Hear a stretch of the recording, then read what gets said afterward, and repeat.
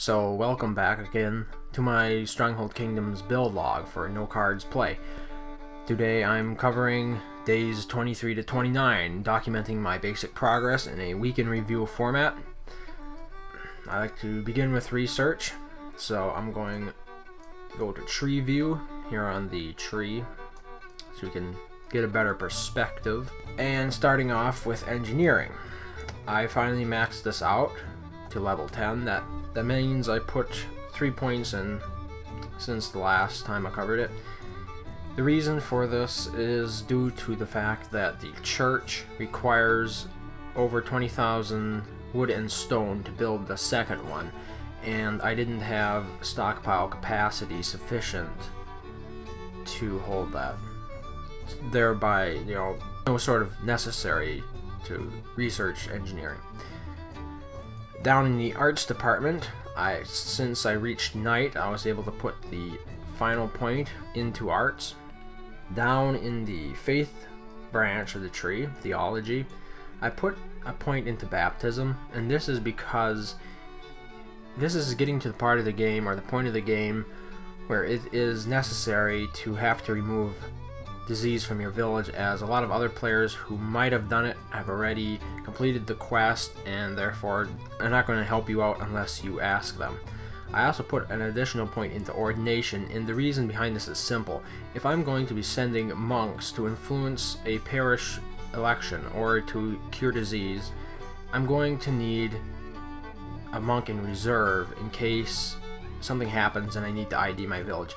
Having only one monk is an extreme liability, especially when their speed is not maxed, because if anybody happens to send an attack on you while that monk is out, your villages are very undefended. Regarding literature and decoration, upon reaching the rank of knight, I was able to max both of them out. I now have full access to all the decoration buildings and literature buildings. This is excellent for somebody who is going for a passive approach to honor generation, such as myself. We're going to skip right over the farming tab, as I have done nothing at all. No research in that tab. In the military tab, now this is important. When I finished my last episode, I was researching defenses, and I had a total of 4 points into it. Now, as of now, I have completely maxed it out, and this is important because it boosts the armor rating of the archers on your towers to a total of 50%, and it works great in conjunction with another technology that I maxed out this past week, longbow. Now, I'm of the belief that when you choose what to research, you should prioritize technologies that you cannot increase simply through cards, because if push comes to shove, you can always, I shouldn't generalize like that, you can usually find someone in your faction, if it is a high enough level faction, who is willing to help you out. Now, I also started researching pikes. This is because it's to the point in the game where having peasants in your keep to defend it is simply not viable anymore. And even though I'm not making nearly as many pikes per day as I do bows, it is necessary to have it unlocked, and I also believe to have it maxed out. Once again, because somebody can always send you the resources needed to build pikemen, but if you do not have the basic level of research done for them, they're going to be very weak pikemen, and that makes it difficult to defend a keep. Well, that pretty much covers it then for the research that I did. All total, I spent 25 research points this past week researching technologies. That is down from 33 points the week before, and it will continue to drop due to increasing research times and more difficult ranks. Speaking of ranks, I probably should have covered my current rank first. As of today, I am a knight 4th rank, and the last episode, I believe, I was only a squire 3rd class, so I moved up an entire rank, basically. And as you can see, I have successfully completed half of the sub-ranks of the knight rank. And one of the reasons that my progress here is not slowed down is the fact that I am not raising or attacking any other players. The reason for this is really quite simple. I haven't invested any research points in army speed, so my armies are atrociously slow, almost laughably so. And really, I benefit the team more by investing in my long-term growth, rather than sort of hamstringing my progress by sending out foolish attacks on other players that will take just an insane amount of time to hit the target. And this just plays into another important part that I would like to make a distinction, or I'd like to address. That is, when you have obtained a rank such as mine, it is only reasonable that some of the more active carders in your faction may overestimate your abilities, or overestimate the research you have completed, because you are really on a somewhat level rank with them. There are a lot of other players in my faction who are below me, so it is quite natural for them to sort of assume that I have took the path of the carder as opposed to a very free-to-play player. The best way to approach a situation such as this is inform them of exactly what you have researched in your tree, and that you cannot help in that manner, the military sense, until you have further research. And it's not like I'm not trying. It's not like I'm putting all my research into farming or anything and neglecting defenses. I'm getting defenses up there. I am making sure that I can first defend my villages before I even think about going on the offensive. Now, currently my house is at war, and we recently had an enemy player invade my county. This led to him flipping the current sheriff out of the county, and I have taken the county at the request of my faction general. Of course, I'll be giving the county back, but I got the nifty little sheriff's achievement for being able to claim that county seat. Now, this is very atypical because most players won't be in a county nearly this small, and there'll probably be a better qualified faction member to take over if the current steward is ousted. And that is if you're going to be at war.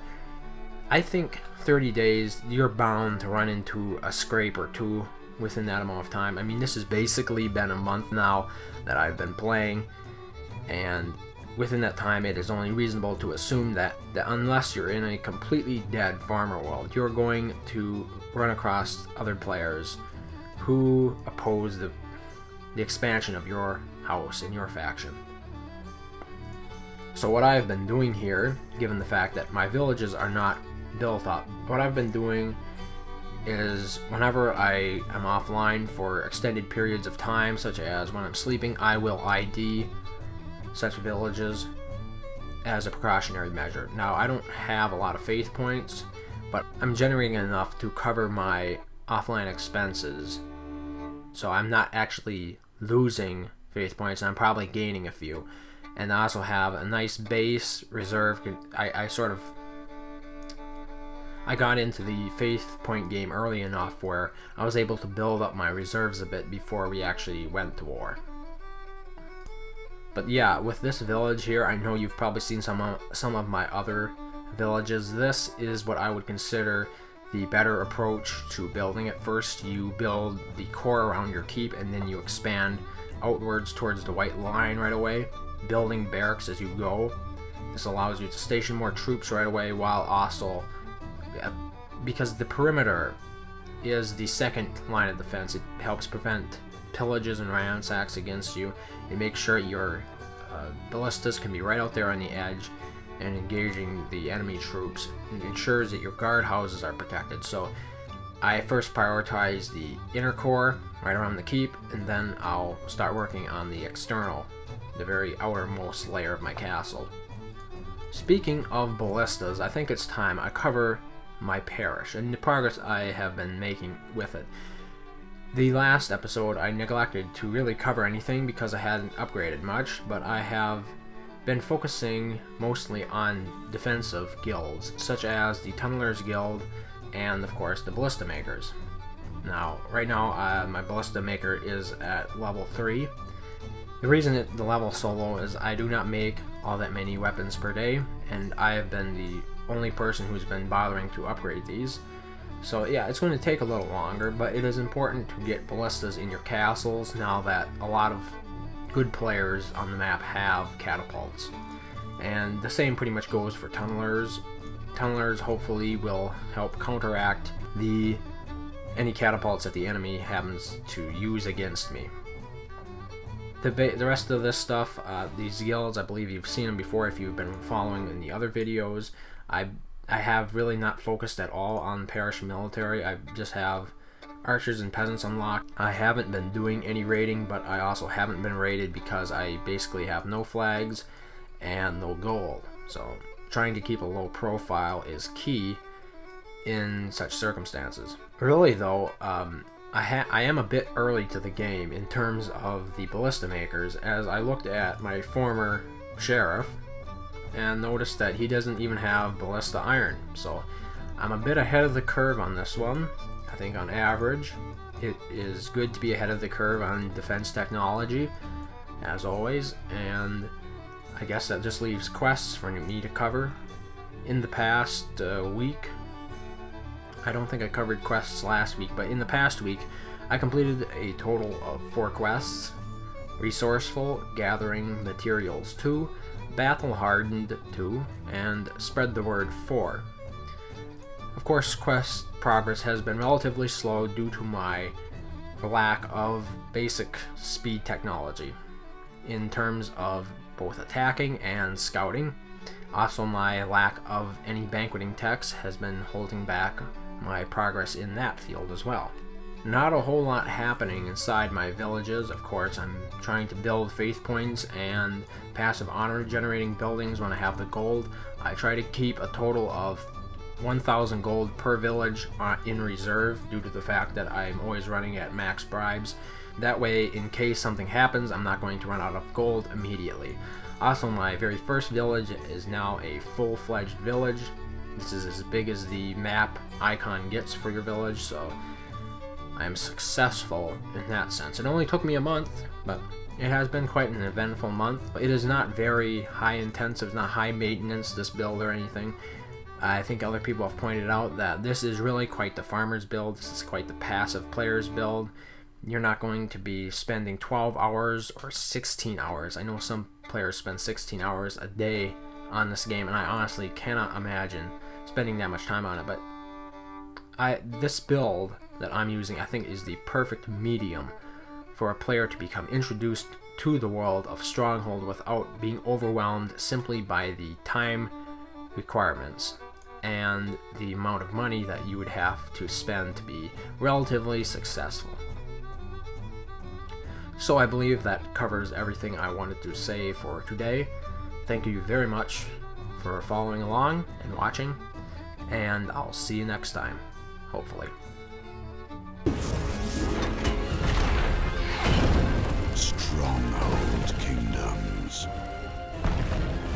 The battle has just begun.